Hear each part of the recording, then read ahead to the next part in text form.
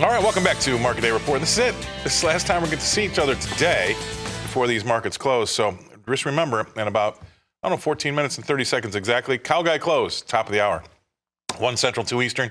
Look forward to seeing you there because, drum roll please, it's our 1 year anniversary. We made it 1 year, and it's been fantastic. We've had a lot of fun. So you want to tune in. We've got some things to talk about there, lots newsworthy, and we've got some great guests. So 1 o'clock Central, 2 o'clock Eastern, top of the hour.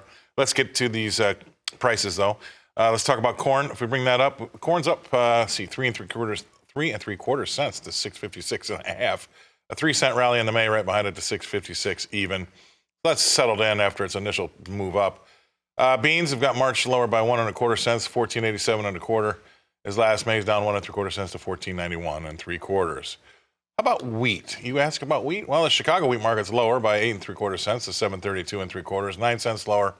In the May to 7.41 even. How about hard red wheat in Kansas City, the old HRW down in KC?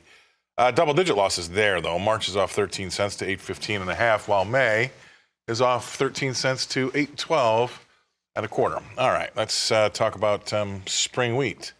2 3/4 cents lower in Minneapolis. March is at 8.99 1/4, lost the 9 handle. See if we can get that back before the close. May's off 2 1/4 cents to 8.95 1/4, and then finally, let's take a look. Catch my breath. Cotton, 174 points lower in that March contract to 84.48. These prices brought to you by Bar Chart, and our content is brought to you by Ted Seifried. He's with Zaner Ag Hedge, coming to us from London, my old stomping grounds, as he already said earlier.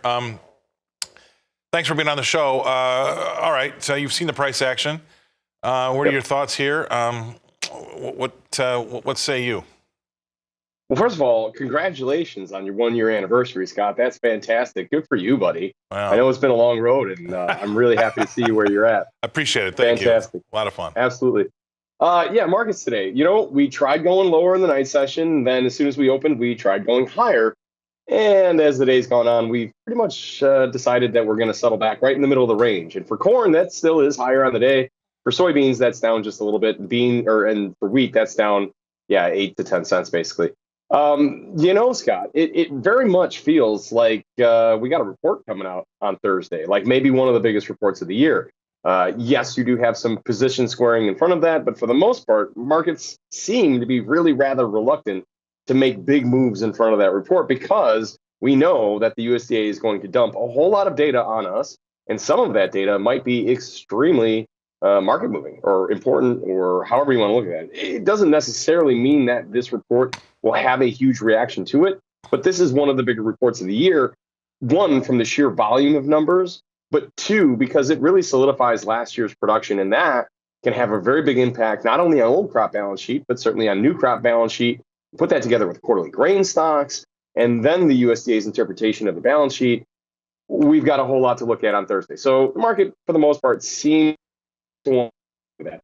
I will say that some of the earlier strength, I think, was really tied into that Argentinian forecast, looking a little bit more concerning. They just really can't get a whole lot of rain in the areas that need it the most. But also, we are expecting longer term for that pattern to change from La Nina to El Nino. And if that happens at the right time, Argentina might be able to save this crop. So just a lot of question marks, including what the USDA is going to say on Thursday and South American weather. Yeah, you're right. And, it just seems like it's not fair to say it, but it's absolutely true. I think we need a little bit more time, Ted. It's way early. All right. They're giving me the wrap sign here. I got to jump, but we're going to come back. Stay right there. We're going to go away. We're going to pay some bills. We're going to come back and talk more with Ted Seifried from Zaner Ag Hedge. He's in London after this. All right, time now to take a look at these proteins. Let's take a look at the livestock market. Let's start with live cattle in Chicago. How about a 17-cent rally? That's not very much. 157.92 is last in Feb. April's up 27 cents to 161.80. Here we go. Moving right along. He says moving. A little linger on the moving part.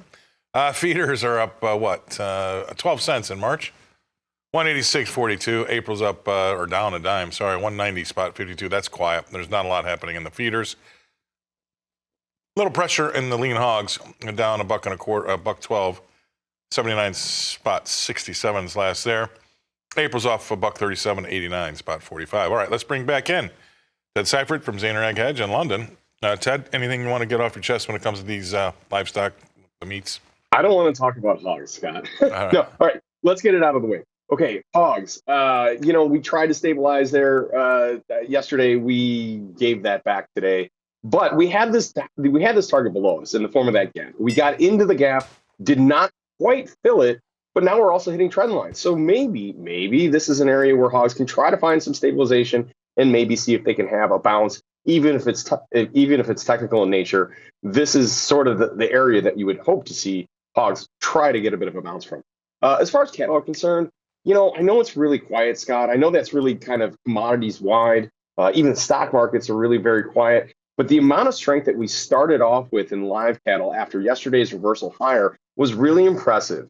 The fact that we've given most of that back is a little bit disappointing. Now, you still have cattle trading mostly sideways at the upper end of the overall trading channel. I mean, like really up near the high. So this is, I guess we're going to call it a big flagging pennant. But again, you thought maybe today could have been that day where we would really push some positive gains in the cattle market for 2 days in a row, maybe cause some more short covering tomorrow. But a little bit disappointing in the fact that it didn't hold on to that early strength.